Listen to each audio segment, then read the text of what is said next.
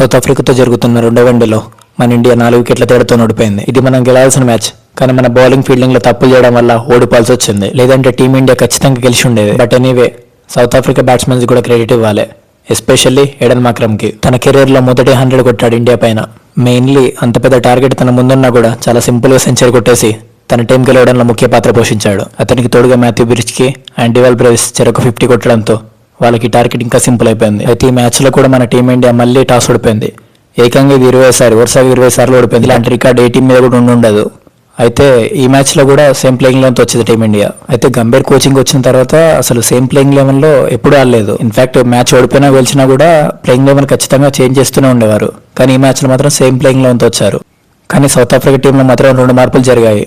మొదటి మ్యాచ్ లో మిస్ అయిన Keshav Maharaj and Temba Bavuma తిరిగి టీంలోకి వచ్చారు. వాళ్ళిద్దరు తిరిగి టీంలోకి రావడంతో టీం ఇంకా స్ట్రాంగ్ గా మారింది. అయితే మన ఇన్నింగ్స్ మొదలైన కొద్దిసేపటికే రోహిత్ శర్మ అవుట్ అయిపోయాడు. 3 4లు కొట్టి మంచి ఫామ్ లో కనిపించిన Rohit Sharma Andre Burger bowling లో కీపర్ క్యాచ్ ఇచ్చి అవుట్ అయిపోయాడు. కానీ ఇలాంటి సిచ్యువేషన్ లో తనకు వచ్చిన ఛాన్స్ ని యూజ్ చేసుకోవాల్సిన జైస్వాల్ కూడా 38 బంతుల్లో 22 రన్స్ మాత్రం కొట్టి మార్కో యాన్సన్ బౌలింగ్ లో అవుట్ అయిపోయాడు. ఇంత క్రూషల్ సిచ్యువేషన్ లో వచ్చిన Ruturaj Gaikwad and king Kohli innings ని మెల్లమెల్లగా బిల్డ్ చేయడం మొదలు పెట్టారు. అయితే టీమిండియా బ్యాటింగ్ చేస్తున్నప్పుడు మాత్రం పిచ్ అసలు బ్యాటింగ్ కు అనుకూలంగా లేదు. ఏ బాల్ బౌన్స్ వస్తుంది, ఏ బాల్ లో వస్తుందో కూడా అర్థమయ్యేది కాదు. ఇలాంటి సిచ్యువేషన్ లో రుతురాజ్ గైక్వాడ్కి 2 ఛాన్సులు రావడం జరిగింది. అతను కొట్టిన 2 షాట్స్ గాల్లోకి ఎగిరి ఫీల్డర్స్ లేని ప్లేస్ లో పడ్డాయి. బాల్ స్కిడ్ అవ్వడం, అలాగే స్వింగ్ అవ్వడం, ఆగి రావడం కూడా ఇలా జరుగుతూ ఉండేవి. అయితే ఇలా సాగుతున్న ఇన్నింగ్స్ ని మెల్లమెల్ల అతిపెద్ద పార్ట్నర్షిప్ ని నెలకొల్పారు. వీళ్ళిద్దరు ఏకంగా 195 రన్స్ కొట్టి ఇండియా మళ్ళీ వికెట్స్ పడకుండా చూసుకున్నారు. ఈ ఇద్దరు బ్యాట్స్మెన్ చెరొక సెంచరీ కొట్టుకున్నారు. విరాట్ కోహ్లీ 93 బంతుల్లోనే 102 రన్స్ కొట్టే సెంచరీ పూర్తి చేసుకున్నాడు. దీంట్లో 2 6లు 7 4లు ఉన్నాయి. అలాగే గైక్వాడ్ కూడా 83 బంతుల్లోనే 12 4లు 2 సిక్సర్లతోని 105 రన్స్ కొట్టి సెంచరీ పూర్తయిన కొద్దిసేపటికి రుతురాజ్ గైక్వాడ్ బాల్ గాల్లో కొట్టి మార్కో యాన్సన్ బౌలింగ్ లో అవుట్ అయిపోయాడు.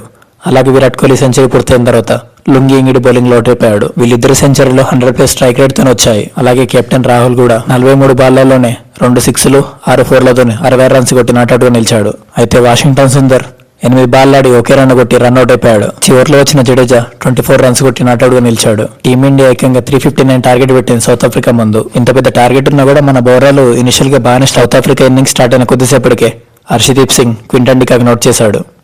అయితే ఈ టైంలో గ్రీస్లోకి వచ్చిన బౌమా మాత్రం మార్క్రమ్తో కలిసి ఇన్నింగ్స్ బిల్డ్ చేయడం మొదలుపెట్టాడు.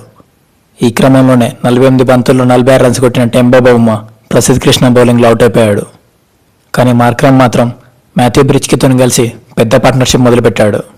98 బంతుల్లోనే ఏకంగా 110 రన్స్ కొట్టేసి సౌత్ ఆఫ్రికా విజయానికి ముఖ్య కారణమయ్యాడు. ఇలా సాఫీగా వెళ్తున్న ఇన్నింగ్స్ కి హర్షిత్ రాణా వచ్చి బ్రేక్స్ వేశాడు. మార్క్రమ్ అవుట్ అయ్యే టైంకి సౌత్ ఆఫ్రికా టీం మంచి కంఫర్టబుల్ పొజిషన్ లో ఉంది. మార్క్రమ్ అవుట్ అయినాక గ్రీస్ లోకి వచ్చిన డివాల్ బ్రేవిస్ తన పవర్ హిట్టింగ్ తోని 34 బంతుల్లోనే ఒక 4 5 సిక్సర్లతో 54 రన్స్ కొట్టాడు. ఇలా పవర్ హిట్టింగ్ చేస్తున్న క్రమంలోనే కుల్దీప్ యాదవ్ బౌలింగ్ లో జైస్వాల్ క్యాచ్ ఇచ్చి అవుట్ అయిపోయాడు. అతను అవుట్ అయ్యే సమయానికి ఆల్మోస్ట్ రన్ బాల్ కి వచ్చింది టార్గెట్. అయితే బ్రేవిస్ అవుట్ అయిన తర్వాత టోనీ డిజార్జ్ కాళ్ళు కండరాలు పట్టడంతో అతను రిటైర్డ్ హార్ట్ గా వెనక్కి తిరగడం జరిగింది. చివరిలో రన్ బాల్ టార్గెట్ ఉండడంతో Corbin Bosch and Keshav Maharaj singles and doubles తీసుకుంటూ మ్యాచ్ ని ఫినిష్ చేశారు. ఈ మ్యాచ్ లో సౌత్ ఆఫ్రికా గెలవడానికి కీలక పాత్ర పోషించిన మార్క్రమ్ కి ప్లేయర్ ఆఫ్ ద మ్యాచ్ వచ్చింది. ఈ మ్యాచ్ సౌత్ ఆఫ్రికా గెలవడంతో చివరి వన్డే డిసైడర్ గా మారనుంది. ఈ మ్యాచ్ వైజాగ్ వేదికగా జరగనుంది. ఆ మ్యాచ్ లో ఎవరైతే గెలుస్తారో వాళ్ళదే ఈ సిరీస్. చూడాలి మన టీమిండియా ఫీల్డింగ్ లో మరియు బౌలింగ్ లో మార్పులు ఏమైనా చేసుకుని December 6న జరిగే వన్డే మ్యాచ్ లో గెలిచి ఈ సిరీస్ ని గెలుస్తుందా లేదనేది మీరేమనుకుంటున్నారు కింద కామెంట్ చేయండి. Thank you for watching. Have a good day.